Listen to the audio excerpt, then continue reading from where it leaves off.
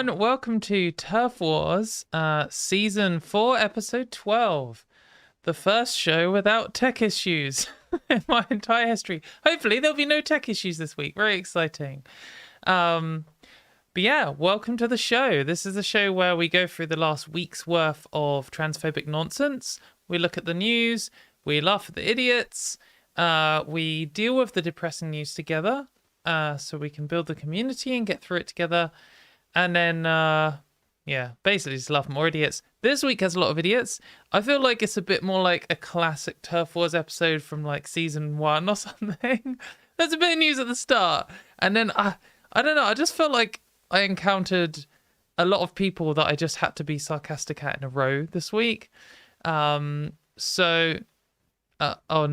So, you're not allowed to say no sound as a joke in the chat. That stopped me in my tracks. Yeah, there's a lot of people I needed to be sarcastic to in a row, and I feel like I need to get a rant out on them, so, you know, we're going to have some of that. But yeah, it should be a good episode. Also, I don't know, I see that chat is already talking about Dr. Ben's visit to the UK. Talk a little bit about that later. I'm not going to do any spicy stories about Ben, because maybe I'll talk to him first about which ones we can talk about, and then we'll talk about them on the Transatlantic Call-In Show. I'll talk about that more later. But yeah, so this should be a good, hilarious episode, or at least you get to watch me laughing at idiots, and I don't know, maybe that's enjoyable. Should be good. We might as well just get into it. Let's go for it. So we'll start with the news this week.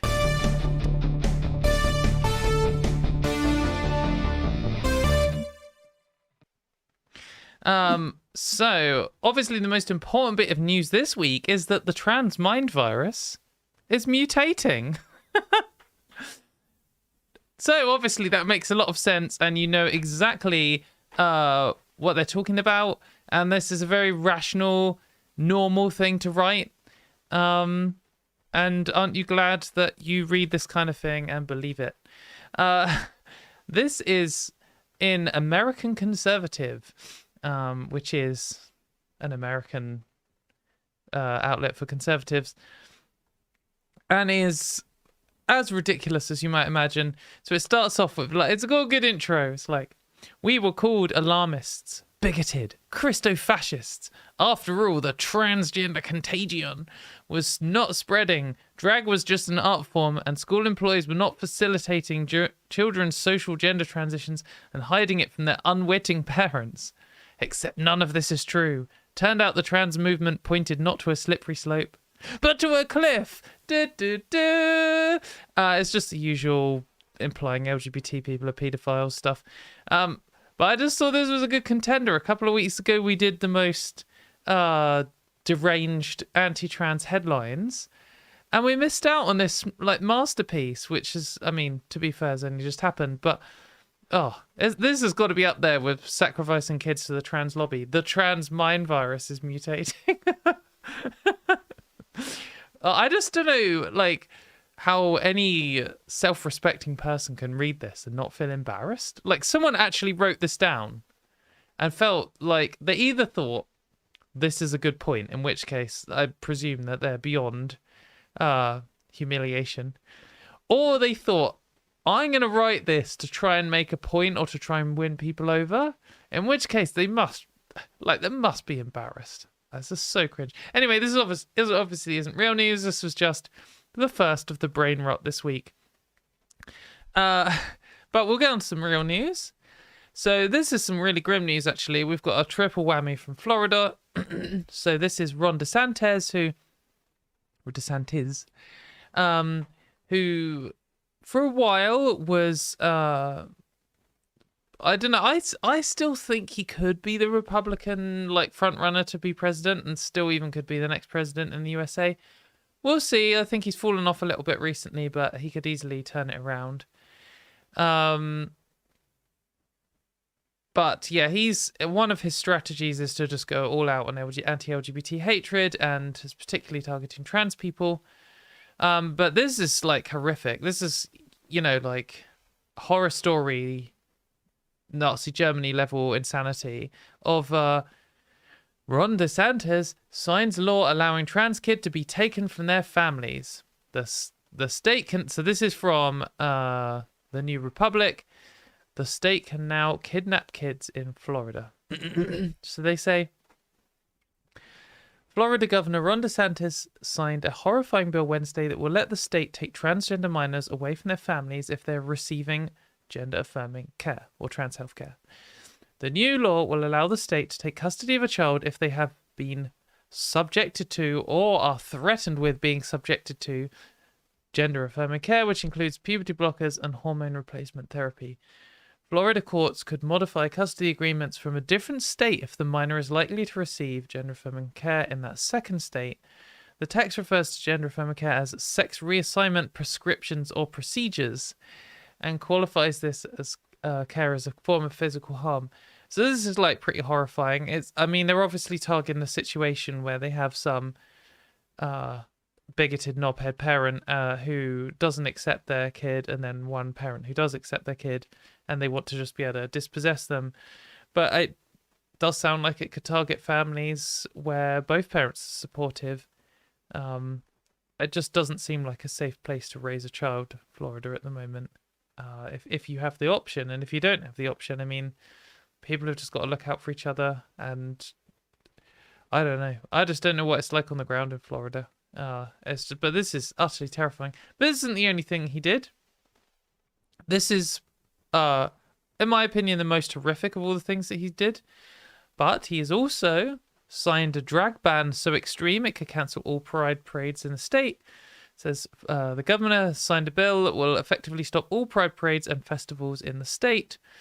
A massive attack on LGBTQ visibility. The new law prohibits government entities and employees from issuing permits.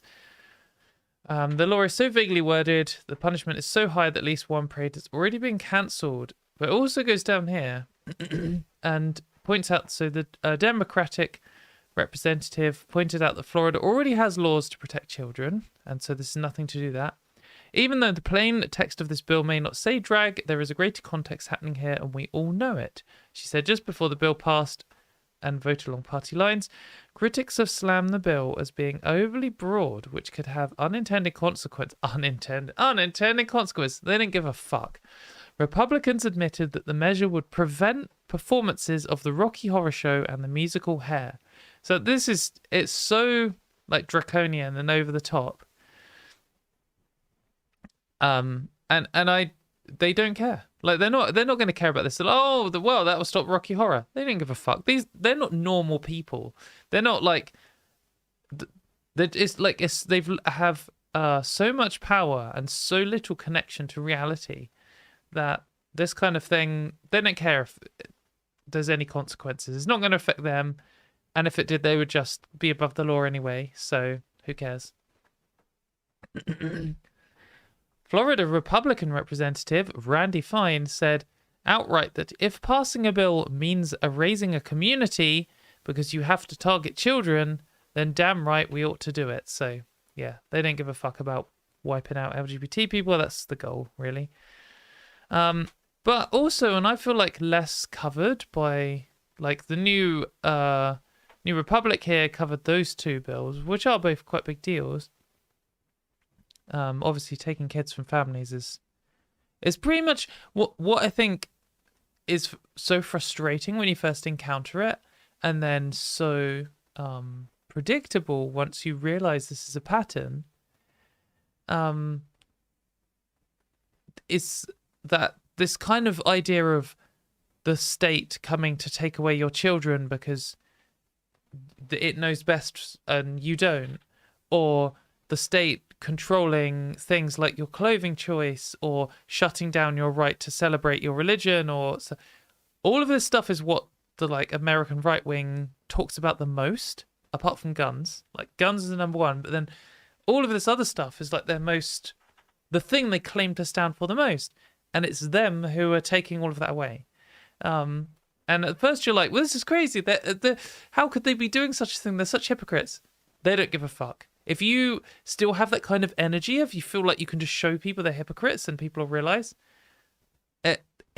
doesn't matter. What you got to realize is this is like projection, which is seems to be a key part of like far right campaigning, where they just accuse everyone else of what they're doing. It just seems so common. I mean, the anti-trans movement in the UK is doing it. The Republicans in the US are doing it. It's not the only places. But this third thing is a new bathroom bill, which allows arrests. And this is from Erin Reed, who has a Substack called Erin in the Morning that you should all go subscribe to. It's really good. Erin's works really hard and is really good. And she's been on the show before. She's my friend. So she said today DeSantis has done multiple anti-LGBT laws, including expanding Don't Say Gay, banning books, banning pronoun changes, all the stuff we've already covered, but also a bathroom bill. And a bathroom bill is basically just trying to make it illegal for trans people to use public facilities. And says the wording of the ban raises serious concerns that many transgender adults are in imminent danger of arrest once the law comes into effect. They will be charged with criminal trespass, which can carry sentences of up to 1 year in jail. And of course, like Lee, they'll be putting trans women in the men's prisons. Which, like, obviously when you say, oh, this is just banning trans people from public, because it factually is, you always get gender critical people like, you're not banned from public, you're lying, you're not banned from public, you're just banned for the wrong sex facility. Like, I mean, obviously they know what they're doing. It's just straight up a lie. I don't know if you've watched the newest Thought Slime video I recommend on YouTube. Thought Slime is a really good channel, and they just did a video about Michael Knowles calling for the genocide of trans people and pointing out how this kind of their response to when they say something and then you describe it what it is and call it out, and they'll never address it or properly deny it. They just do some little bad faith dance where they try and get people caught up in the weeds of arguing about some technicality. And that is what the response to this kind of thing always is. They'll bring in a law that makes it illegal for you to exist in public. And then when you say, this is making my life illegal, it's authoritarian, like extreme anti-trans laws, they'd be like, no, it's not. You can just use the other toilets. But also, you know, criminalizing you where if you carry on living your life the way you do today, you would go to jail, and not just to any jail, but to a jail where your chance of sexual assault is over 2/3. The punishment is so extreme, but then obviously the alternative is risking your safety, outing yourself in a state which is already so hostile to trans people. But it's also worth pointing out that DeSantis, who is obviously very anti-women because he's anti-abortion, very anti-gay because of the Don't Say Gay laws, and anti-pride as he's banning it. Surprise, surprise, the anti-abortion, anti-pride, anti-gay marriage dickheads are writing pretty much gender-critical wording, note for note. So this is actually from the bill, and they've got this could have been written by any gender-critical Twitter account. Sex means the classification of a person as either male or female based on the organization of that's a gender-critical word of the body of such persons for a specific reproductive role, as indicated by the person's sex chromosomes, naturally occurring sex hormones, and internal and external genitalia present at birth. So, importantly, your sex isn't they've listed 3 things here: chromosomes, hormones, and, well, internal and external genitalia. But not what you have today, importantly. Like, of the 3 things they've listed, 2 of them are things you can change, but they've made it clear that they only care about things you used to have. And of course, even with this definition, it doesn't create a binary, and if actually applied, you know, perfectly consistently, would end up with a handful of trans people still being able to use the right facilities and a handful of cis people being banned. Like, it's just total nonsense. But this is very gender critical wording, and then they've got male and female relating purely to gametes, just completely ignoring people who don't produce gametes, don't have a reproductive role. It's just very gender critical wording. So and Erin says enforcement may involve criminal investigations into trans people's sex based off profiling alone. Trans people may be forced to undergo genital exams, DNA testing, historical investigations if they were accused of violating a bathroom ban. And obviously, that doesn't just apply to trans people, because it'll be people who are accused, which will eventually result in more cis people than trans people being accused, because if you do the maths, even if you can tell 99% of the time whether someone is cis or trans, the majority of accusations still end up in a cis person because they outnumber us more than 99 to 1. So, yeah, real extreme, really terrifying. And I'm really sorry if anyone from Florida is watching this. This is like my nightmare. And I hope you're able to be safe if you can't escape. So we're going to move on. And I kind of hate doing this, where you list out some new trans rights thing and you're like, oh, they're doing a genocide. And then you're like, oh, but some knobhead from the UK got temporarily banned from a website, as if it's some kind of like, one of the, pros and cons. Like, it's pretty balanced. These aren't at all related, but I think it's good to follow up horrific news with some kind of good news, and we got to kind of take all the good news we get, and we are kind of in the right trough at the moment of the trans panic, so there's not much good news. But hate preacher Posey Parker, who we've covered a few times on this channel, has been banned from YouTube temporarily, but she's had 2 strikes apparently, according to her. And I think you only get 3, so I guess she is on thin ice. I don't know. Probably not. Don't really trust YouTube. Stephen Crowder still has a channel, doesn't he? So, and he's probably worse. But, yeah, so it says here, most recently, Keane blamed the vicious beating of a 14-year-old gay schoolboy in Ireland on trans people. In a tweet on Thursday, Keane implied that the teenager was attacked because the T attached itself to LGB and forced itself down everyone's throats. Like, forced it. I feel like if you went back in time 10 years and said, what does the phrase, don't force that down everyone's throats, which group of people do you associate that with? You'd say homophobes.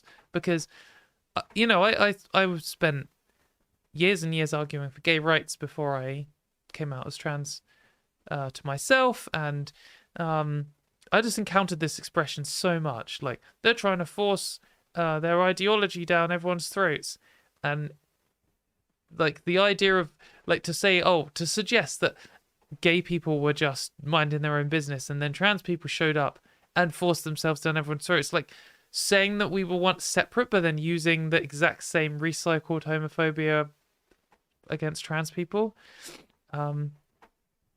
Everyone has a duty to sever the links between gay and trans people, she wrote, before adding in a separate comment that the backlash will not spare those that saw this coming and tried to save the gay kids. I mean, in one sense, she's writing about something which is true, but from the side that's doing it, which is the trans panic is going to affect cis gay people regardless of whether they do a transphobia or not. There's no amount of performative transphobia you can do, making sure everyone sees you, getting attention, getting likes and followers. There is no amount of transphobia you can do as a trans person or as a cis gay person, which will free you from the attacks of the anti-trans and anti-LGBT movement. You saying, oh, trans people are all groomers, and making a YouTube video about it and calling yourself, like a real transsexual or whatever. If you live in Florida, you're fucked. It doesn't matter what you do. They don't care about you. You're a useful tool in their war against your own human rights, and that is it. And that's the same for gay people who don't like trans people. And in that sense, Posey Parker is correct. However, she is obviously blaming the anti-trans movement, which she is part of, as attacks on gay people, on trans people for existing, which is obviously just victim-blaming nonsense. Yeah. Anyway, the small list of W's. Now we're going to move back onto some garbage. This is horrific, and I wanted to highlight this because I don't think many people have talked about this. So this is the president of OU LGBTQ, which I think is, let me just double check. Yeah, Oxford University LGBT Society. So this is a student at Oxford, and this is relating to the protests for and against Dr. Stock, who is a gender critical activist, from having a talk at Oxford. So Oxford's booked her for a talk, and it got cancelled, and then it got uncancelled. And they've obviously every single major newspaper backed her up, and she's never faced any real consequences for anything. But so here, Amiad says, my friends and I received thousands of hateful and threatening comments, but this didn't seem to bother Dr. Stock, who thanked and declared her love for the wonderful bunch who defend her online. Yeah, like, you know, the people who defend gender critical thought leaders online are the most abusive people on Twitter, and that is saying something. But they say, well, this dangerous hate campaign has resulted in me getting a death threat today, and here's this really weird letter. Like, there's just something when you see like gender critical memes. I saw one earlier that I haven't included in this, where they had like one of these memes where they've used meme generator or whatever, and it has like a top text and a bottom text or whatever, and they put a full stop on both of them, and just little things like writing the address as a header and the date, where you're just like, I don't really want to stereotype, and it could be anything, but also we know for a fact that the average age of the gender critical movement skews way higher than the average age of the LGBT movement, particularly like trans rights, and particularly that of students, trans rights people. And this just, if you write the letterhead, that's cool. I'm not saying you're old. If you are old, I'm not having a go, but this is like an old person thing to do. But anyway, I thought this letter is worth highlighting for a couple of reasons. So we're just going to read it. Page 1 of 1. That made me laugh. But this is the death threat, so I shouldn't really be laughing at it. But, you know, once you've had enough, you just desensitize to these so much, and then it's hard to talk about them without, like, downplaying them. But this is really scary, and I'm really sorry for them facing this. But this person does a classic, like, free speech thing and then issues a threat at the end. Censorship is a dangerous path. Rather, like many teenage boys are warned, do not carry a knife to protect yourself because it can be turned on you. So you will find censorship turned on you. In time, your turn will be to shut up will become. This is a classic, like, gender critical delusional thing where they think that trans people aren't silenced, like, aren't told to shut up, aren't, like, when Dr. Stock says something, she gets right to left British media praising her uncritically without writing any of the criticisms against her, fact checking anything she says. Trans people don't get that kind of treatment ever. We don't have trans politicians, we don't have trans journalists, like, just completely delusional. But also they always treat it as some kind of abstract censorship, as if it's like either everyone can say whatever they want in any situation all the time ever, or there is just censorship, like we just arbitrarily silence people for whatever reason. But deplatforming someone who is campaigning to take people's human rights away won't be turned on trans people as a group, won't be turned on feminists and trans rights activists, because we're not doing that. Like, if you bring in a rule where it's like it's okay to deplatform people from talking at universities if they're campaigning to remove human rights from people, because Dr. Stock has signed the WDI declaration publicly declaring that that is her intent, then that's never going to affect me, because I'm never going to campaign to remove people's rights. And if a trans person or even a group of trans people did campaign to remove people's human rights, and then this new rule came around and affected them, I don't think I wouldn't have an issue with it. Most trans people wouldn't. So it's like the reason they kind of abstract it and do this is a way of defending their position, because You could just say, well, actually, what I believe is correct, and here is the evidence, and here is the moral reasoning, and here is the facts. But they don't have that. So instead, they have to say, oh, well, sure, I'm saying hateful things. But if you ban hate, then maybe you won't be able to talk normally at work. Some kind of nonsense, false equivalence. We are told that trans people, mainly biological men, which is obviously false because half of all trans people-ish were assigned female at birth, so total nonsense, are vulnerable marginalized members of society, which is a fact which we will see a little bit later. Remember this moment. We'll come back to it. Their actions say the opposite. So not the facts, not the statistics. Trans people's response to the reality is what says this person. So, I mean, this is a classic where they're like, you're wearing black at a protest, therefore you're the real Nazis. Like, just totally superficial, no ability to analyze at all what's actually going on, no power dynamics, nothing, no feminist analysis. Just straight away, like, trans people hold signs saying fuck off, and they shout a lot, therefore they cannot be marginalized. Which is, hard to say whether stupid or deceptive or both. They are misogynistic, anti-feminist, trans activist terrorists. Trans people are terrorists. And they've called us math tats.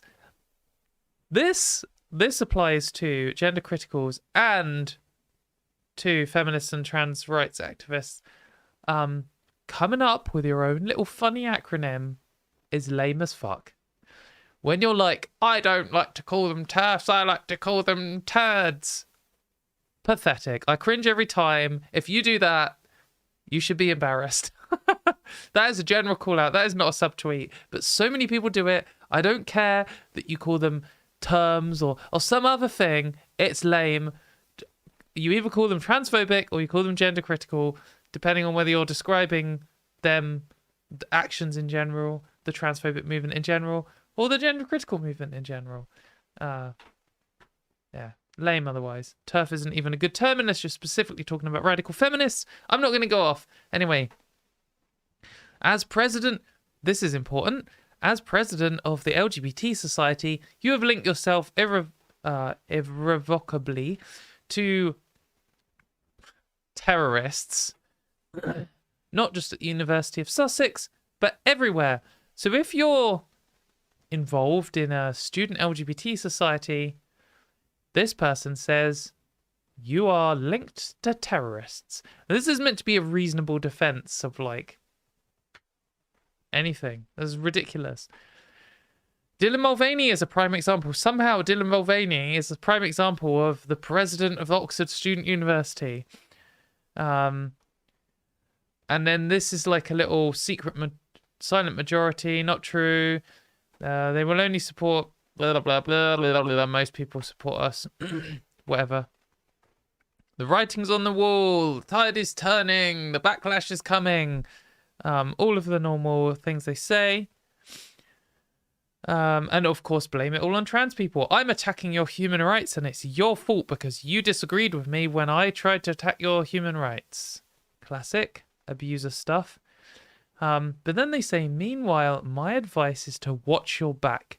There might be someone sneaking around the corner. Mac the knife? That someone will not be me. Oh, disavow, disavow, disavow. Nothing to do with me. Please don't arrest me. You may dislike this letter for being anonymous, but that is the consequence of censorship from the likes of you. It's just entirely true. I've sent you a death threat. I've called you a terrorist. And all LGBT people in societies and universities around the country. And it's your fault because you protest when I campaign to take away your human rights. It just... such classic supremacist abuser everything.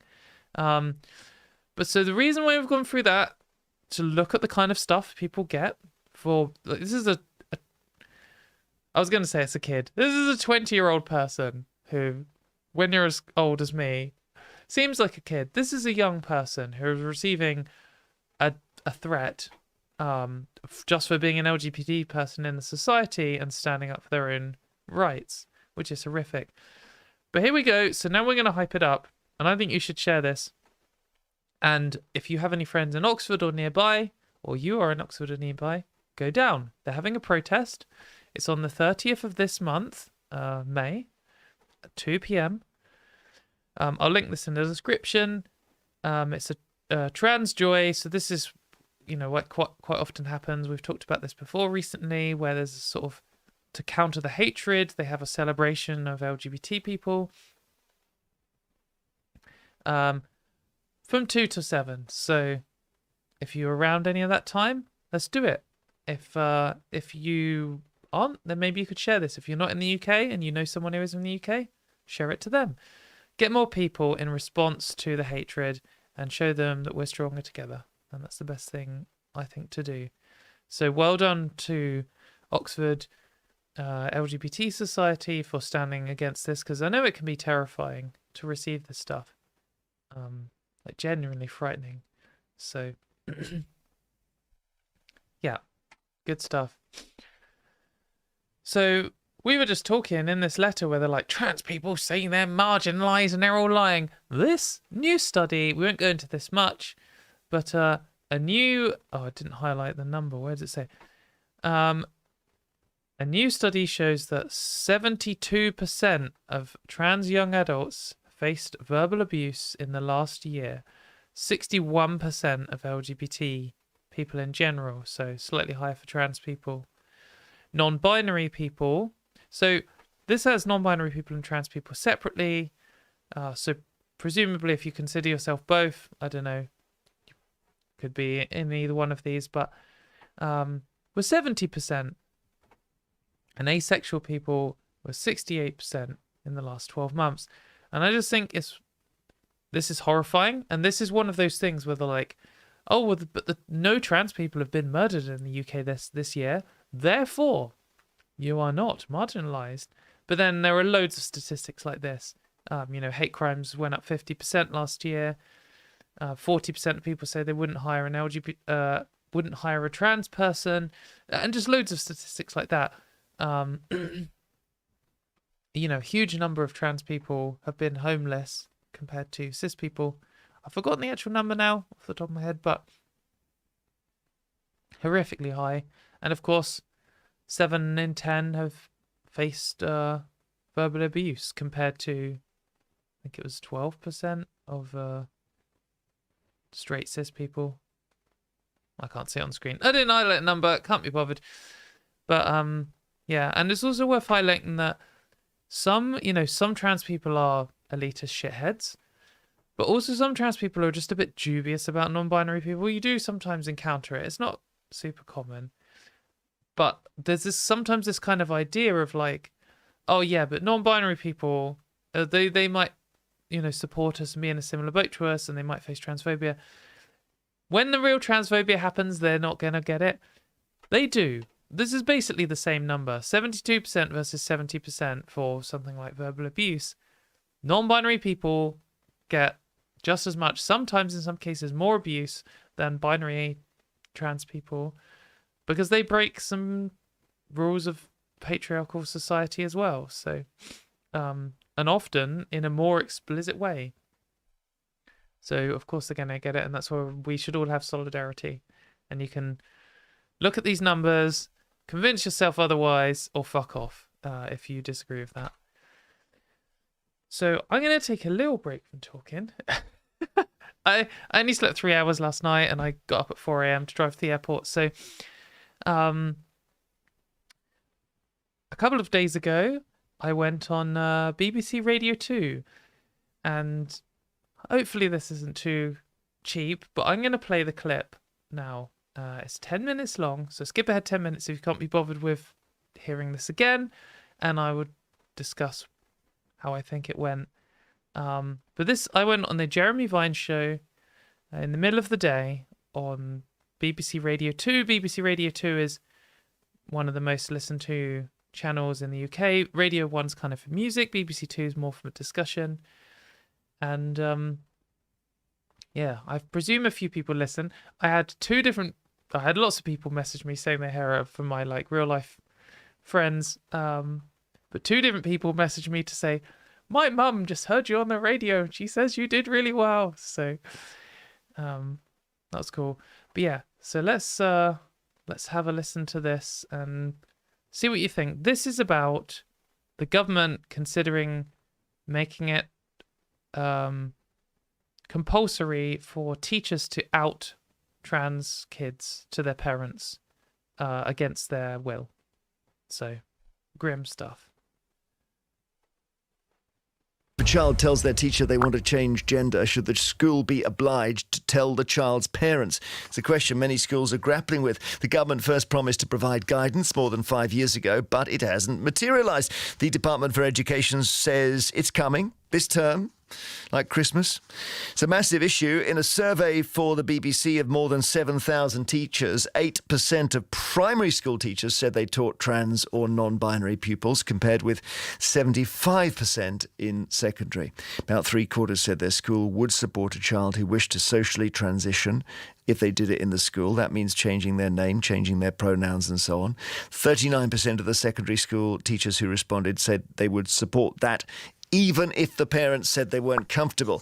On the one hand, you might say, of course, the parent has the right to know, at least, because it's their child. Others say, well, hang on, the teacher's first duty is to the child, and what if they are aware the parents might not respond well? It's a very sensitive issue, this, and it's why the government has taken 5 years to help.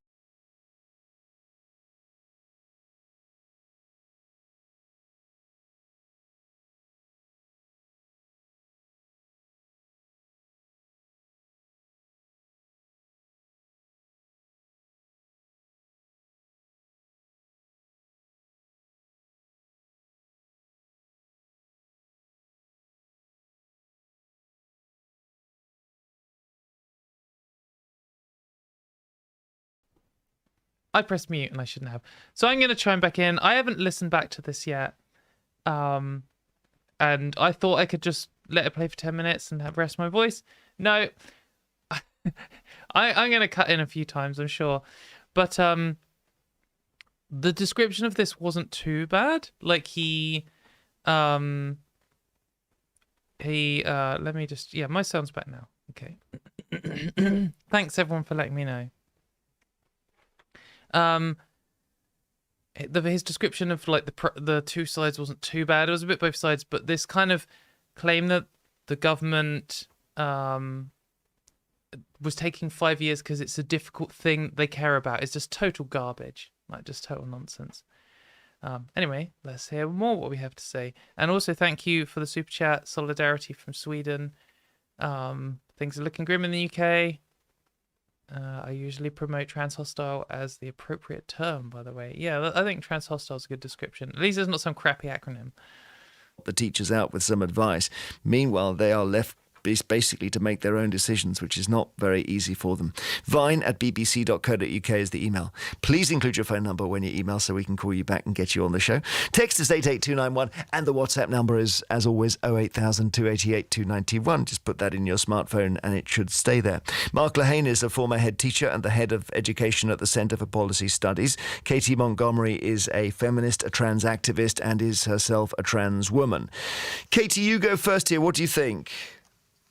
I think it's, potentially dangerous, but generally a bad idea to oblige teachers to basically out children to their parents. I mean, first of all, you said, what if the parents are known to not be accepting, but a lot of parents would not be known to be unaccepting. You know, you could be in a situation where you think you've met these parents 1 or 2 times at a, the meeting. I forgot the word for parents' evening. With the teacher, and you think, oh, they seem like reasonable people, but some people are just abusive to LGBT kids. We know that all LGBT kids are more likely to be abused than kids who aren't LGBT by their families. So that is something that's very could be very dangerous, and the child is going to have a lot of a better feel for that than the teachers. But also, I think it removes the agency from the child. I mean, when I came out, I told my parents, and I wanted to tell my parents, but I needed time to get into a position where I was ready to do that. And I started off by telling my friends, so that I had, I told my best friend and then my next best friend, and I built this kind of support network so that if anything difficult did happen in telling my parents, that I would have my friends there for me and the people around me to support me, because this is, it's a very big thing to do. And if you were in a situation where you told a couple of your best friends and maybe a rumor spread around school, or the teacher overheard you and then they were obliged to tell your parents, you might not be ready for that, even if your parents ultimately were supportive. Let me go to let's. So, kind of annoying that he cut me off, obviously, but at the same time, I think he let me talk for quite a long time there, like 2 minutes uninterrupted, which is pretty good for like a mainstream radio show. And there is another dude who is debating me, so yeah, it wasn't too bad. I kind of got my points in. I hope it communicated kind of well, but there's more. Hold your horses if you don't mind. Mark Lehane is listening to that. You disagree, Mark? So I think Katie's explained really compellingly their circumstances that they faced as their circumstances. It's a one-off. Doesn't say any pronouns for me at another time, but instantly I was like, kind of sus. As a young person. And the thing I want to pick up on first of all is children and... But they also called me young, so I'm just going to... Are they them that back there? No, he also called me young, so... pros and cons. agency and how much right children have to make decisions for themselves and how much adults are there to support them in any decisions they may make. Childhood is a very special time of life. Children are finding themselves, they're developing their personality. It's a chance to learn what they can do, what they can't do and stuff like that. And that's why we don't hold children to the same legal and other standards and requirements that we do adults. And the main... So I could see where it was going with this. This is just totally unrelated. Like, yeah, I know that kids are different to adults. I know we hold them to different standards. And yeah, it is a time when you're growing up, which is why you shouldn't control kids' entire lives and out them. Like, it's nothing to do with, like, they like to allude to the age of consent or the age that you can vote or whatever. Because then they say, like, oh, what? We don't let kids smoke, but we let them choose what name they want to be called. These things are the same. The main reason why we do that is children sometimes need to be protected from themselves. Now, I'm not saying in this particular case we have to protect trans children from themselves or anything like that. Oh, that's right then. Cool.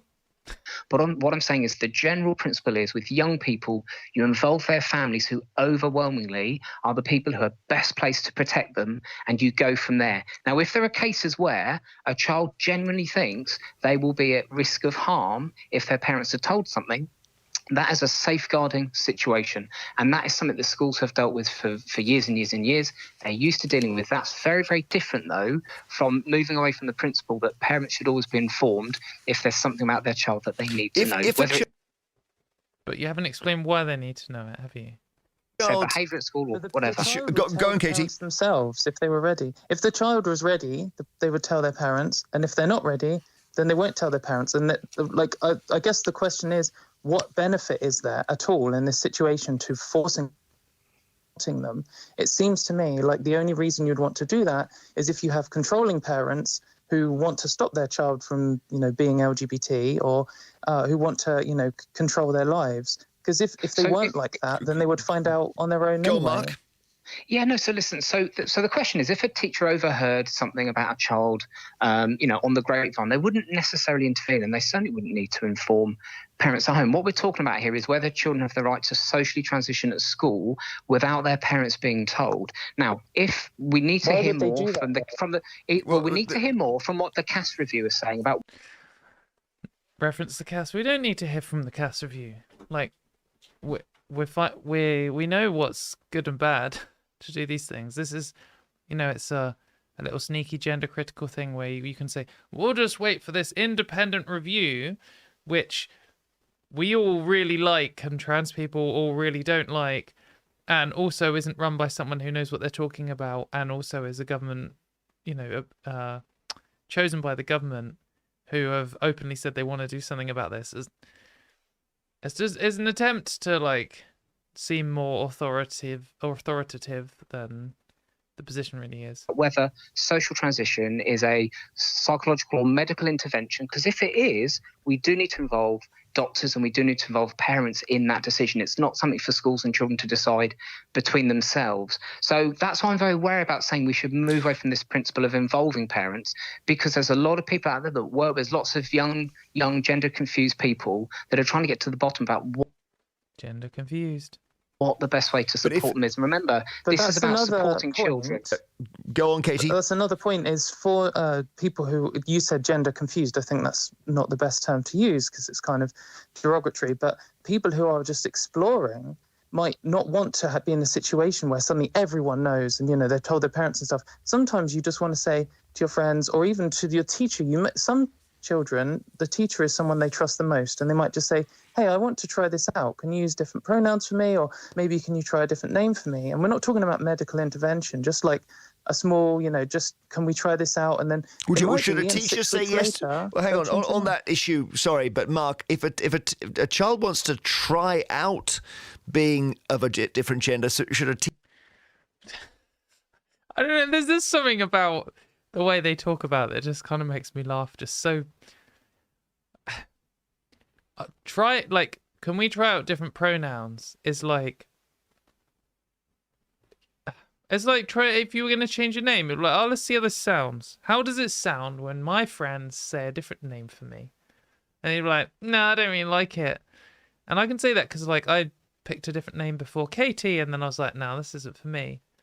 There wasn't me like trying out being a different gender.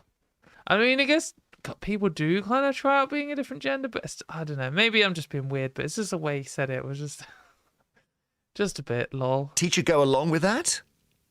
So it comes back to what I said. If social transitioning is an intervention and the interim CAS review, which is part of the broader CAS review that's going on at the moment, looking into support services. Sorry, hang on, Katie, don't. Sorry.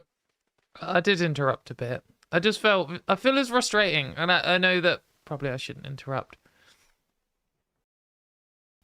But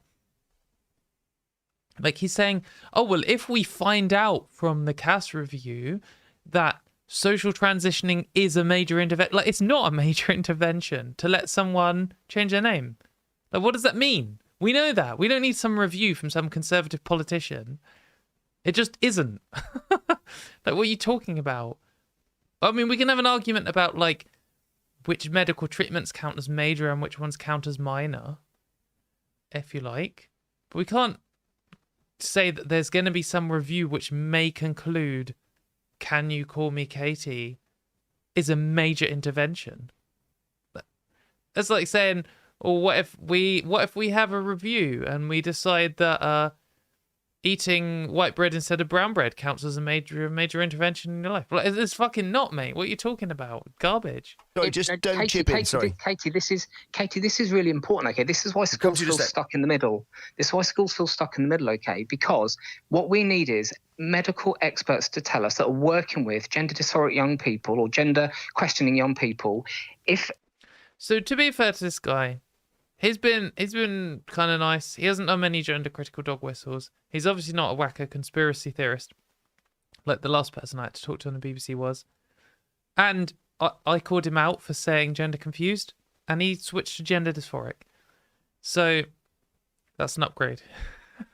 Social transitioning is an intervention like other interventions that should be where doctors and other experts should be involved. But it's not. We can't do that at the stage of a child. I can't, if I was back in the school today, I can't give a child paracetamol without their parents' permission, okay? And what we need to understand for teachers in schools, we need clear guidance from the Department for Education and from the Department for Health as to whether we're to work with young people on the basis that doctors and parents should be involved because it is some form of intervention in that regard. Katie, let Katie come in. And to be fair to Jeremy Vine, he did let me interrupt a few times. I mean, this guy did talk for a little while without me coming in, but I had like 2 minutes at the start. So the BBC is kind of garbage and this is a both sides kind of thing. But they did let me say my thing and respond to most of the points. So go for it, Katie. So you're kind of talking about this as if trans people are some aliens or something. I mean, this is literally just changing your names or changing your pronouns. It's not a major intervention like, paracetamol is a medicine. Some people can have negative side effects to it. It's But changing gender is negative reaction. Major, isn't it? Well, it can be if you were to go ahead and do medical transition, or that is a different situation. I was thinking identifying as the opposite gender to your birth gender. There's a next bit. Sorry, I'm cutting in ahead of it. Jeremy finds next response is kind of funny, but it's also kind of like, all right. It would be huge, regardless of the whatever medical transition you might follow on with. What kind of intervention is this? I mean, it's literally just saying, hey, can you call me a different name and pronouns? I mean, I don't see why that's being treated as if it's going to be some kind of, psychological trial or medical intervention. Here am I thinking it's a massive thing. Maybe it's not a big thing. Maybe that's the whole point about this, Mark, that it isn't a big enough deal to tell the parents. And that's why I think we need clarity. You said that, but I asked. Why do gender critical people? I don't know if this guy's gender critical or just like dabbles in gender critical or whatever. Why do they always talk about clarity? It must be a strategy that they've come up with. Because like the Sex Matters, who just straight up want to remove all trans rights, they're talking about adding clarity to the Equality Act. I guess that they think it sells with like liberals. Asking your view, please.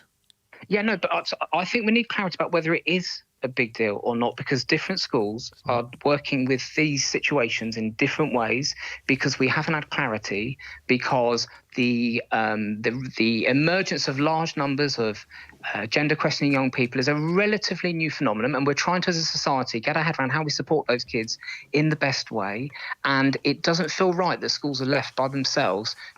I agree with him on that. To try and improvise as to what they do with this kid or that kid. If Katie, it would be good. I was going to say, Katie, sorry, if you were a parent and something like this happened with your child at school and the teachers didn't tell you, would you not feel really let down? I wouldn't. I would feel that I had let my child down, really. I think Why? so depending on the situation, if it's interesting reviewing and listening to this back. I'm doing my best not to critique my own voice, but at least I didn't have the tech issues.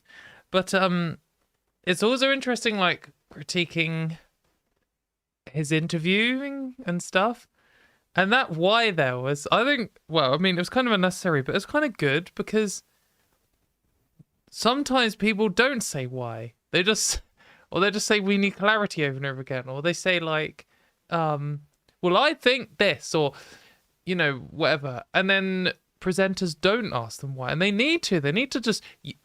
I think more BBC and other interviewers should, when their guest says something, just be like, why? Yeah, but why? Yeah, but explain it. Why? Because if they haven't got an explanation, then they often fall apart under just asking them why. And here we go. He's asked me why, and I'm going to say why. If the child said to the teacher on one day, I think I want to try this out, and the next day I found out, and I'm like, why didn't you tell me yesterday? I think that, that's fine. Sometimes children take a long time to come out to people, and that's fine. If my child had come out 6 years ago and the teachers have been using new pronouns and name for them for 6 years, and then I found out, I'd feel like, why didn't my child feel comfortable enough to tell me? Wouldn't you just blame the teachers? Wouldn't you? Hang on. Wouldn't you just say, hang on, you have a right to know? No, but why? If I feel like I should know about what's going on in my child's life, I should make it clear to them that they can safely tell me, and I would love them and support them regardless. I mean, the only reason you wouldn't tell your parents something major like transitioning is if you were worried about what they're going to do. I mean, I would there might be other. You might just want to be private. That's all. Well, I mean, then you entitled to privacy. I mean, I just don't. When I came out, I wanted to tell my parents eventually, and I wanted to do it when I was ready because it's an important thing in my life, and I want them to love me for who they are, for who I am. But that doesn't mean I want to tell them the same day that I told my best friend that I'm questioning. Understood. Understood. Thank you so much. And this is the complications of this are why the government has taken 5 years to think about it. Katie Montgomery, feminist, trans activist, a trans woman. Mark Lehane, former head teacher, head of education at the Centre for Policy Studies. So, I think, all in all, that bearing in mind this is the BBC and this is like mainstream. Last time they had me on, I argued with a conspiracy. Not last time I was on Jeremy Vine, but last time I was on the BBC, I argued with some conspiracy theorist, and the BBC's constantly putting up like trans people versus feminists like style arguments. They had me on. I think I talked more total time than the other dude. They introduced me as I asked to be, which they don't often. As a feminist and trans rights activist and trans woman. That's all the key information for this discussion. The other dude didn't get away with saying any kind of unfact-checked, total ridiculous nonsense. Like one time when I went on a BBC show and they had some clip from a dude who just said all trans women have fake breasts. And I was like, aren't you meant to have fact-checkers on this show? Like, that's just factually false. But I think that went quite well, and I know why some people want to boycott all debate style things. And this wasn't a debate, but it's two opposing viewpoint discussion, I guess. I think there's a sliding scale, like grey area and a range of things, and I think if it's like gender quake where they've got a bunch of trans people on to just shout penis at them, net negative. No one should go on anything like that. I'm not blaming the people who got tricked into it, but if you are aware that it's going to be like that, don't do it. But something like this, if you can get your points across and they're gonna at least give you your side to say, I think we should do more of these. Don't do it if you don't know what you're talking about. But if you feel like you could do as good a job as me or better, then start going for it. I just think we should do more like this.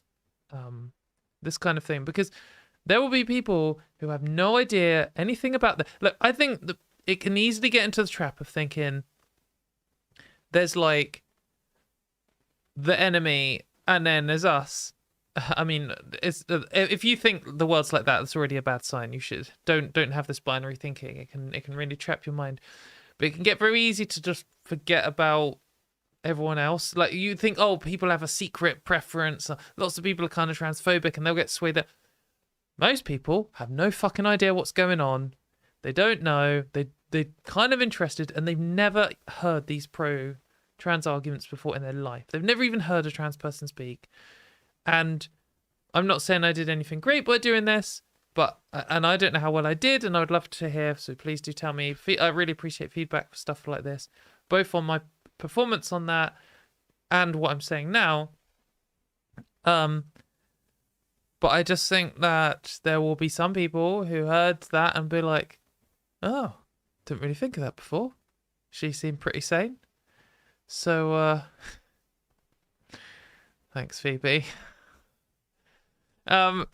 Anyway, right, we're gonna move on because we got loads of brain rot to cover, and we're at the 1 hour mark already. Fuck's sake. Always. Right, okay, well, let's slam through some brain rot. I didn't get the brain rot button going, so I'm gonna do the what the fuck, because this is a right what the fuck moment, this one.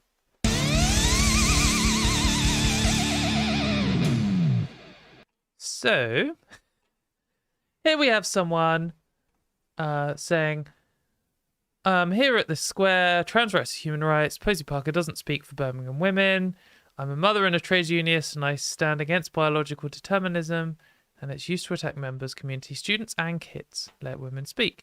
So, a woman saying, I support trans rights, basically. Kind of a normal comment. Obviously, a lot of people don't like it when women do that. But it's good. And, thank you very much, Rhiannon. Amazing. We appreciate you. But also, it's just a general statement. It's quite normal. It's a normal thing to say. I'm here. I don't support this. I support trans people. Don't use my name for this. But do we get a normal response? No, because gender critical people are not capable of being normal. We get from Broken London here a response saying, and brace yourselves, you know what it's going to be like. What? That's all there is to this, by the way. Why do you think a woman can have a big or small, sweaty cock and balls? I understand taking estrogen shrinks a man's cock, and it's only men that have cocks, but it's only the men in dresses that take estrogen. Like, what the fuck are you talking about? Why are you... Right, just imagine, do your best to put yourself in the shoes of a hypothetical. I'm going to do a hypothetical. Imagine such a thing exists as a normal gender critical person. You might be like, why do you think women can have penises? That might be a comment you might write. And you're talking about genitals, as they're always obsessed with gender. Maybe you'd say, why do you think trans women should have rights or something? I don't know, whatever you want to write. Why do you instantly start not just describing the genitals in a little bit more details and using a bit more crude words for it, but describing how sweaty they are and how big they are? And like, what? It's just, they're just so weird. They're just so weird. But there was a lot of them this week, and we'll go through them at a reasonable pace. Sticking on the genitals, because that's all they ever talk about. This is from at Authentic Turf. I was a little bit sus at this name. When I saw the screenshot, I was like, that's the kind of thing that someone might write as a false flag. Or I went and looked at the profile and pretty convinced that this is a real gender critical person. I also think it's probably a cis man, but you never know. Nobody is tricking anyone. Oh, really? That's interesting. So you don't need any laws forcing outing trans people? No, of course you don't, because you don't really believe that. A vagina is a portal for human life. A neo-vagina is an inside-out penis. They love this little phrase, and that is true for some people's. It's not true for everyone's. I mean, it's kind of crude, not really true anyway, but penile inversion is one of the techniques you can have for GRS. But that doesn't mean that it's not a vagina just because of how it was created. Anyway, it gets wacky. A vagina has a bespoke perfume that changes with every day of a woman's hormone cycle.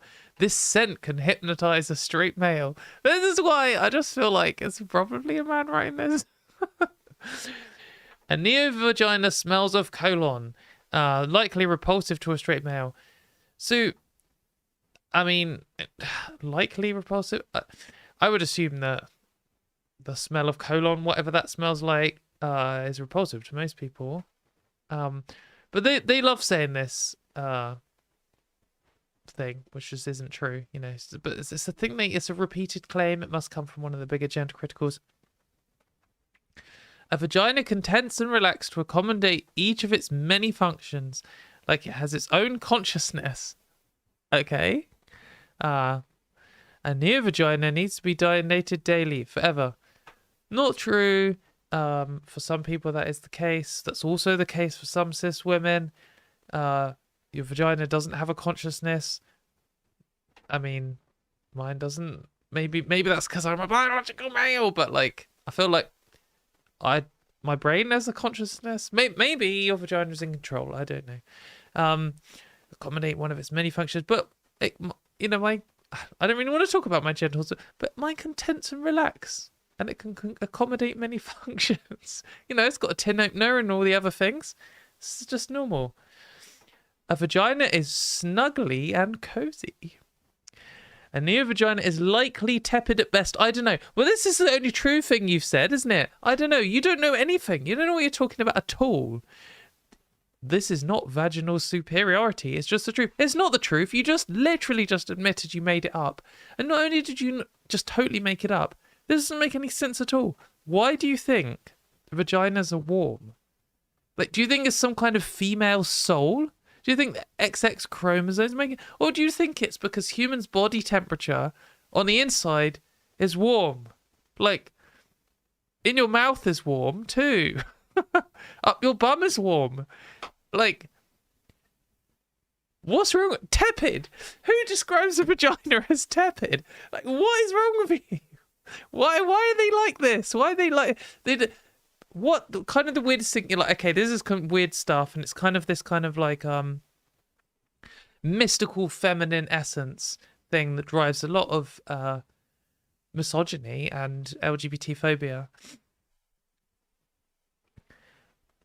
But also, it's just weird to be thinking about this and to make things up like vaginas smell horrible, you know, trans women's vaginas smell horrible, or that they are tepid. Like, they have sat down and spent time imagining and constructing this set of thoughts.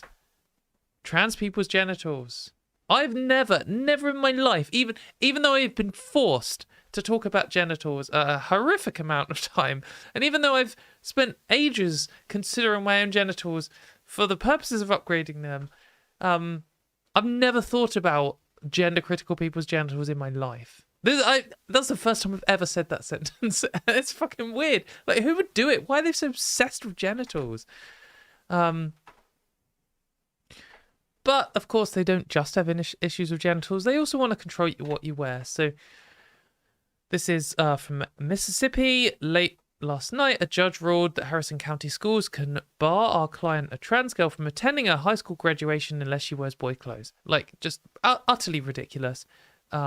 Trans panic nonsense, authoritarian rubbish. So I said, gender dress rules are unjustifiable garbage and should be a thing of the past. And I stand by that. I think that it should be illegal to mandate different clothing for different people based on their sex at birth or the gender or anything. If you've got some kind of rule that says women have to do this, men have to do this, when it's about clothes, fuck off. If you want two different dress codes, if you want to have a skirt dress code and a trouser dress code, if you want to have a range of options and you want maybe a smarter, like a different kind of shirt, like a blouse option for trousers as well. Like, if you want to have that, that's fine. Just don't mandate that they're for men and women, and also don't call them masculine and feminine either. I don't think. Just be like, here's the one for people who want to wear skirts. Here's the one I want for people who want to wear trousers. Do what you want. Because I just think enforcing gender on people is bad. Because I am critical of gender stereotypes. But here is a gender critical person who is absolutely not.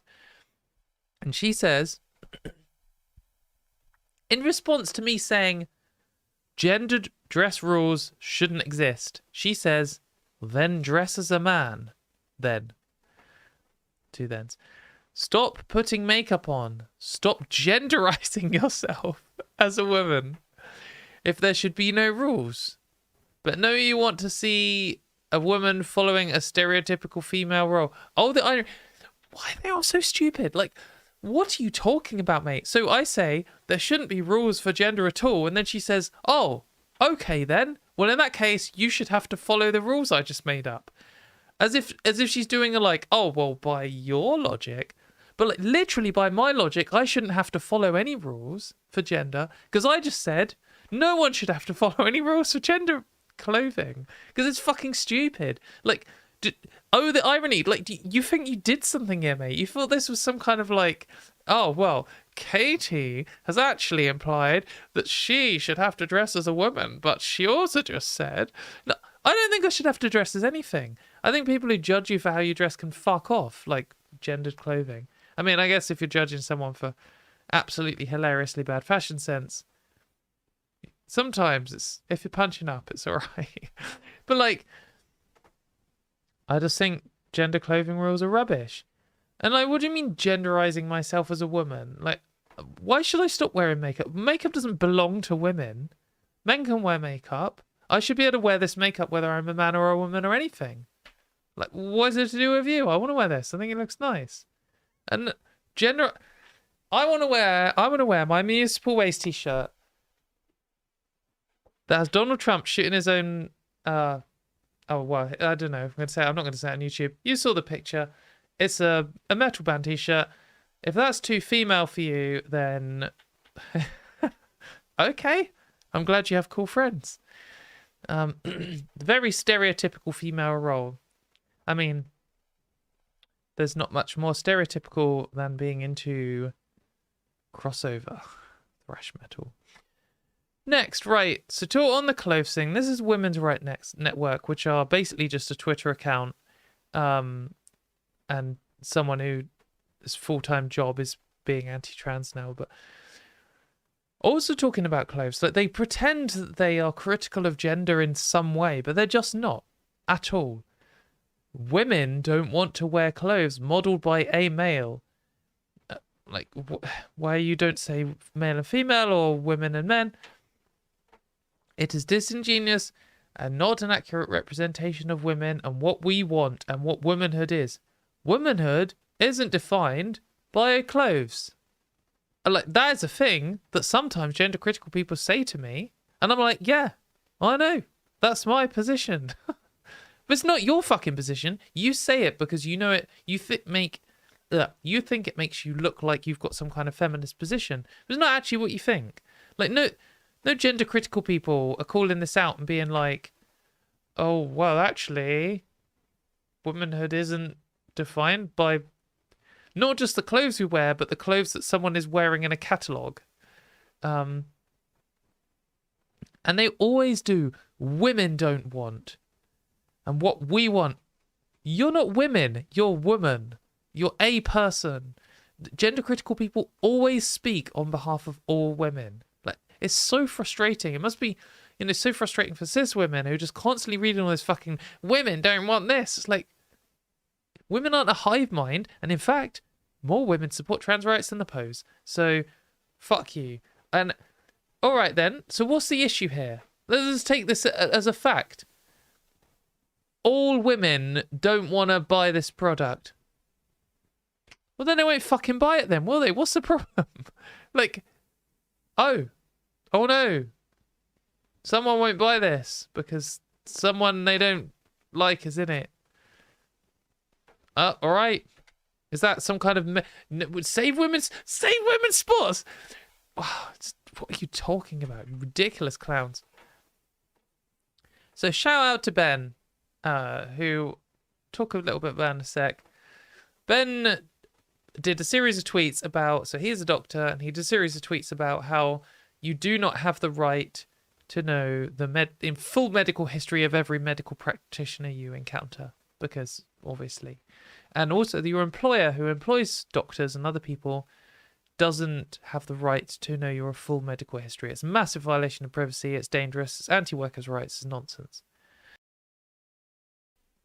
And he also pointed out, for the record, you already have the right to say, I don't want to see this particular doctor for whatever reason you want. So that actually covers the situation that gender critical people claim to care about, which is they can always tell and they get a trans person.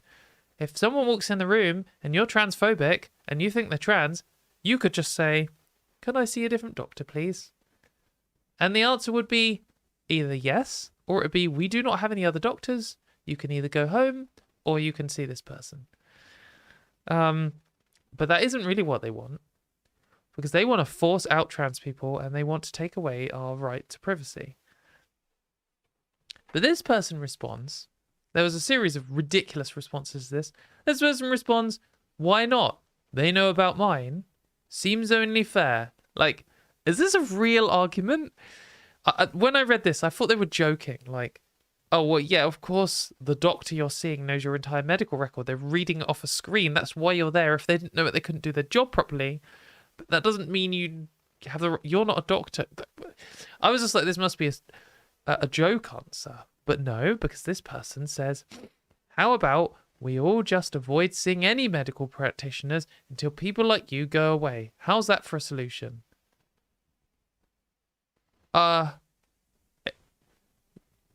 Okay. Yeah, boycott healthcare. That'll show us. You got us there. Just painful. Like, why are these people so fucking stupid? PhD. Does this person really have a PhD? In what? My goodness. Okay, you boycotting healthcare to own the libs. Do your worst. This is another response. I don't know if it was from the same thread or not. I can't remember. But this person says, extra long tweet, blue tick, calling themselves an icon.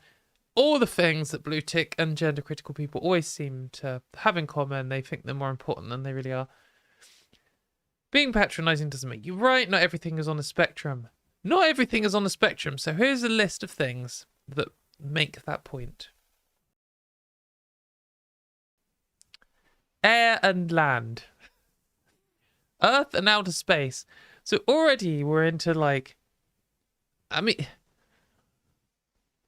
I guess very good faith you could interpret this and say air as in like what we're breathing and like the floor are different things.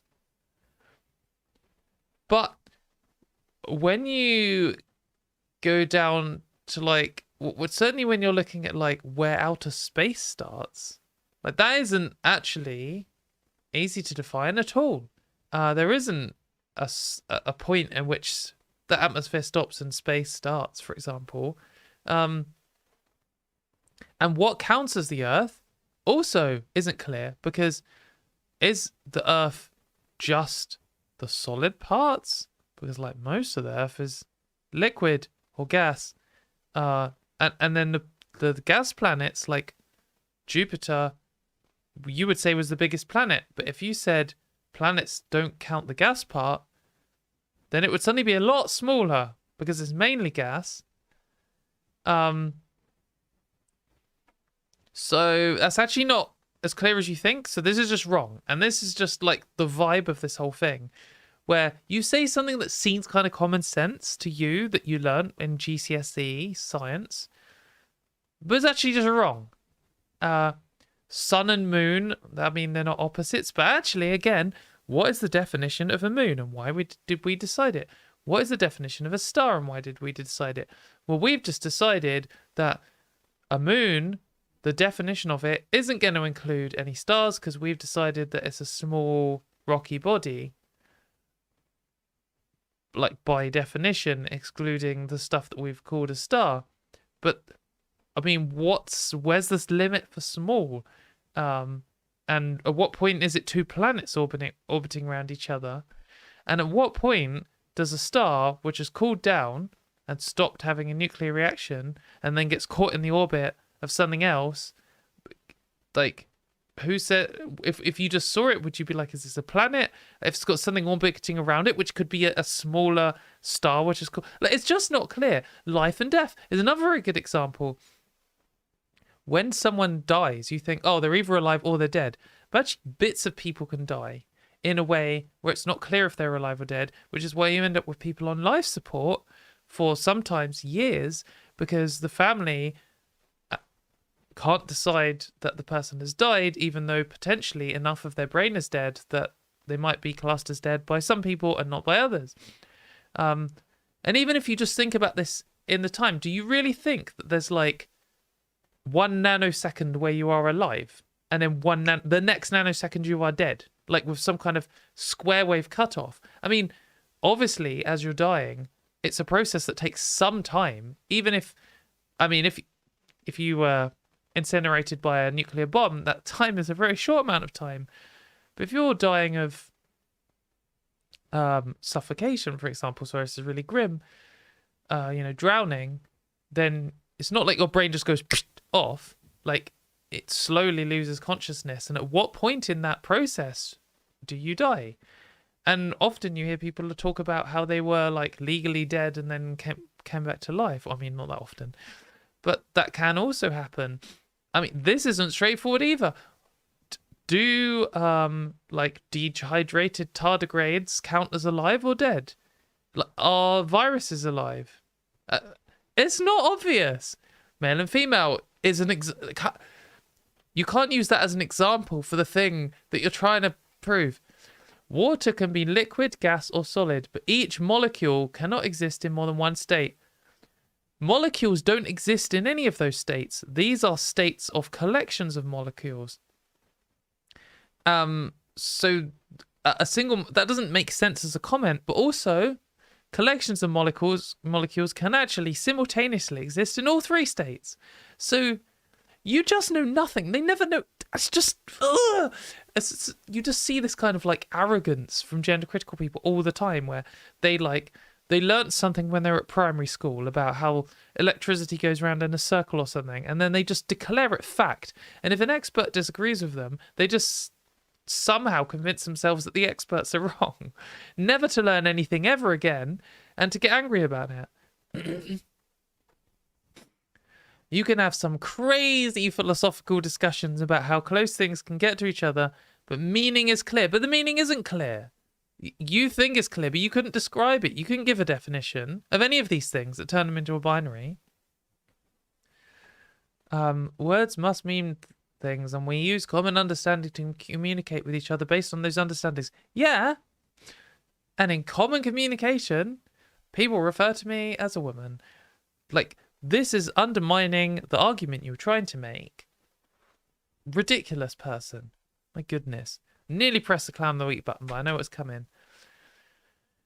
So here is me and Dr. Ben. He braved coming to England, and I took him on a British night out and broke him. We posted this selfie. We got some responses. I'm not going to go into all of the story of what me and Ben got up to in this show. But next time me and Ben are on the Transatlantic Call-In show, which might be this Thursday, I don't know. I think I'm on this Thursday. We'll talk a little bit beforehand, and we'll do a little story time. Because it was a fun time. It got very messy. Like, even kind of messy by my standards, which... Spicy times. This beer, which Ben ended up downing in one, was 9.6%. So, you know where this was going. But anyway, I posted this selfie. A gender critical person said he has bug eyes. Just insulting his appearance for no reason. I was drunk. I said he had your mum's eyes last night. I do not stand by this comment. It doesn't really mean anything. Kind of stupid. But then this person says he was born with a prostate though, right? Why are they so obsessed with genitals? Like, why do you need to know? I've gone through my entire life without knowing for certain if people have prostate or not. Like, I assume that most of the men that I know were born with prostates, and I assume most of the women I know weren't.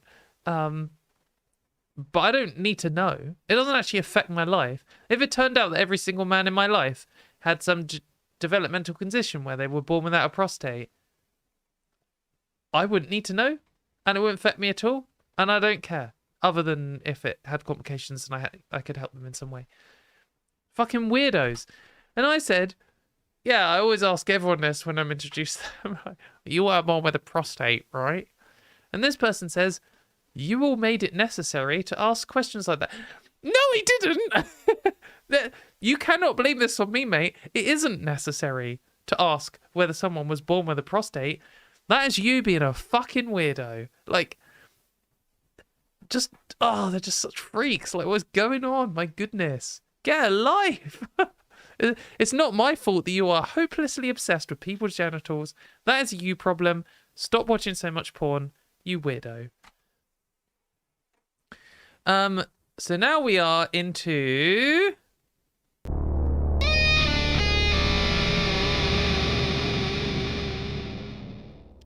our conspiracy theorists of the week. We have two. There's going to be a little competition. Which of these do you think is more of a nutter?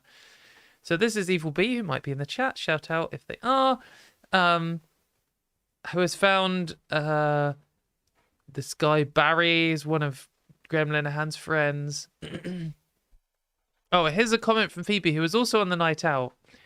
Yeah, it was messy as all giddy up. It was so great being the sober person. The stories are fantastic, but they are all secret. Yeah, Phoebe was a designated driver, and she saw some horrors that hopefully no other human will have to face. Anyway, let's go on to our conspiracy theorists. So this is Barry, who we have seen once on this channel before, who is a little bit wacky. See what he has to say about Kate Osborne talking about Section 28. Oh, Kate Osborne's an MP. Is there a risk that in reviewing the teachings of RSC and gender issues in particular, that we're repeating the failings of Section 28? Because my campaign in life started, I'm going to give my age away, around the 80s, pushing back on Section 28 and the damage that it done. And to me, it feels like we're just going backwards a little bit. Just before we hear from Barry, so the subtitle said, thinking back about what we did, and she said, thinking back about what we've done.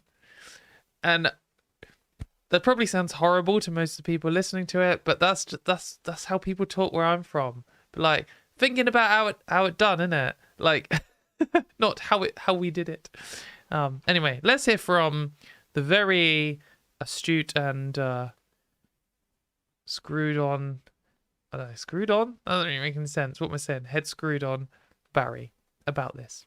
How dare you compare a cracker's cult belief system to the reality of the lives of gays and lesbians? How dare you? Gender identity ideology and queer theory and the PSHE that's being taught in schools is a direct threat to lesbian and gay children. It is conversion therapy. And you sit there and smugly say that section... Barry, you don't actually think that teaching about trans people is conversion therapy, because gender critical people don't support the conversion therapy bans, do they? 28 was the same as this. Same as what? Potentially banning teaching about trans people when Section 28... Well, what was it again? Banning teaching about gay people. I mean, it's exactly the same. Let's hope you don't accidentally just say that later on, huh? This attempt to safeguard children from queer theorists and gender identity ideologues.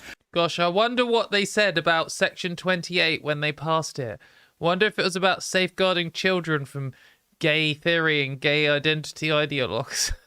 Who wish to pervert their normal development in seeking their utopian, inclusive environment with their communist ideology. That's why I included it. Okay, utopian, inclusive, communist, and that is why we should do a Section 28 on trans people. Okay, cool. Because Section 28 was a stopper on the extremism of the left and the right at the time. Oh, so you think Section 28 wasn't all bad, huh? Interesting. It was designed to prevent us from going back in the closet. It was designed to prevent them from putting us back, from undoing our rights. No, it was literally designed to stop kids learning about gay people because they claimed it as a safeguarding issue and that people were being taught that they had a right to be gay. Like Margaret Thatcher literally said, children are being taught that they have a right to be gay, as if that was a bad thing. And it was horrific, and it seriously harmed all LGBT people, including trans people, and including gay people, including myself. So, what are you talking about, mate? It wasn't some kind of stopper for the left and the right. Like, what are you fucking talking about? We got rid of Section 28, and you can call that left wing if you want, getting rid of it. But getting rid of it was undeniably morally good. Now, tomorrow, 100 years ago, 1,000 years in the future, whenever we got rid of it, every time that something like that has not existed, it has been better than when it has existed. How dare you conflate the difficulty and the political and cultural situation in the 1980s with now? Yeah, how dare you compare, like some kind of anti-gay backlash in which gay people were presented as a danger to children, and that they had an ideology that they were converting kids to being gay, and therefore they had to bring in a law banning teaching about gay people. How dare you compare that to literally the same thing happening to trans people today? When the rights of gays and lesbians, and for that matter women, which you seem to have forgotten about, are lesbians and women, are under attack from gender identity ideologues and queer theorists whose only reason for existence in this particular project is to break down the boundaries between adult and child as specified by Judith Butler. Gosh, imagine comparing the 80s backlash against gay people With today's backlash against trans people, gosh, I'm sure that never once did they claim that gay people's ultimate goal was to break down the barrier between adult and child for sex. Fucking hell, like, how do people get into this state? I was mad. When she spoke to Owen Jones last year. You do not know what you are talking about, and you do not have the right to bring our history into this to shore up your vapid, mad arguments that it's a good idea to tell children that they were born in a body that is wrong for them, that they actually have a gendered soul, that they can stop puberty, and when the time's right, we'll whip off your cock and your fanny and take your tits out as well. Imagine being this angry and saying, whip off your cock and your fanny. Oh, he's an interesting man. Apologise, you vile, piggybacking, force-teaming git. Is there a Also git. Like saying all these really extreme stuff and then ended on the word git. I don't, like, is git a British word? I feel like it's quite a British thing to say. It was very mild. Completely wacky. So angry about... the thing I'll point out before we quickly move on, then we're near the end of the show, is there's a very common gender critical response is just to say how dare you a lot, because they don't really have any argument here. Like, of course, like literally anyone can see that the pushback against trans people today is like the same recycled garbage that it was from anti-gay backlash 40 to 20 years ago. So rather than trying to come up with a counter argument to that, they just say how dare you a lot. Nonsense. Anyway, this is our other conspiracy theorist option of the week. It's a little bit shorter. It's trigger warning for like slurs and stuff, I guess. Every fetish that out there comes under queer, Oh, this is from a Posey Parker event, by the way. and they ask, like what? And I tell them everything from anti-gonophilia, bestiality, domination and submission, sadomasochism, transvestites, transsexuals, ladyboys, torture, voyeurism, paedophilia, sex with minors. Can you imagine shouting paedophilia into a microphone and getting a cheer from the crowd? It's like fucking weird. The ultimate goal. The manipulation and control of the taking of innocent children. That is the queer thing. For a second, I thought that Posey Park was coming over to be like, whoa, you're losing it, mate. You're fucking wacky conspiracy theory, accusing ladyboys being the same as torture, taking the microphone off her. No, she was just moving her closer to the microphone so people could hear better. Groomers! Groomers! Groomers! Groomers! Groomers! Groomers! Groomers! Every Just like this is reasonable concerns. I mean, this is what the gender critical movement is, isn't it? Like they pretend they just have mild concerns about, you know, what happens if there's a corner case where someone finds a loophole in getting a birth certificate. No, they want to say that they want to say this. They want to say some slurs, and they want to say lady boys are the same as paedophilia. That's what they want to say, and some of them say it because they don't realize they're supposed to be saying that bit quietly to their friends rather than on a microphone to everyone. So yeah, that was our, don't know which one is the most conspiracy theory. So the last thing I want to say in this show is I'm still pushing on this. So this is about the Saving the Equality Act from being torn apart for trans people by the current government. Stonewall have just set up their page, so they basically have an easy thing here that you can fill in, and you can give, if you can, write your own thing. Even if it's just like 3 lines. I did a video about how to write to your MP. You can go on my channel and check that out. And it's easy. Don't feel intimidated by it. Go through. But if you really only have 1 second, or you know some of your friends won't do a full letter or something, you can go ahead in here and enter a postcode like AB1CD2. I don't know, is that a real postcode? AB1CD2. And then click on Find My MP. No, it doesn't. Okay. Right, but it takes you through, tells you who MP is, puts the email address in, and writes you a letter, which you should edit and make it your own words, but gives you a good starting point. So please, if you haven't written to your MP about the saving the Equality Act yet, please do. Even if it's just like 1 sentence. Even if you just use this auto-generated one and change a few of the words around, it helps, and share it with your friends. This link will be in the description. Thank you. I'm going to carry on pushing this up until the threat has dropped or they've eradicated trans people from the UK. So, sorry if you're bored of it, but it is important. Don't leave it too long. But there you go. There's the show. There was a lot of brain rot this week. I think that we all needed to laugh at these ridiculous people who are absolutely obsessed with genitals. And these raging conspiracy theorists who say all this utter nonsense. Sending my love to everyone in Florida and the other garbage US states and crappy countries around the world. If things are still getting worse for you, I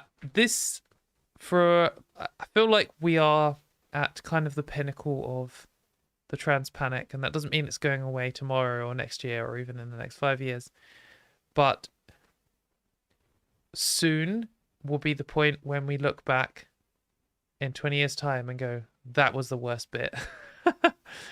Might not have happened yet, might not happen till next year, might even be a couple of years away, but it's kind of getting as extreme as it's going to get ish, hopefully, unless we go over the edge into a big fascism part 2 thing and they get Ron DeSantis, or we get another conservative government in the UK, in which case we're totally fucked.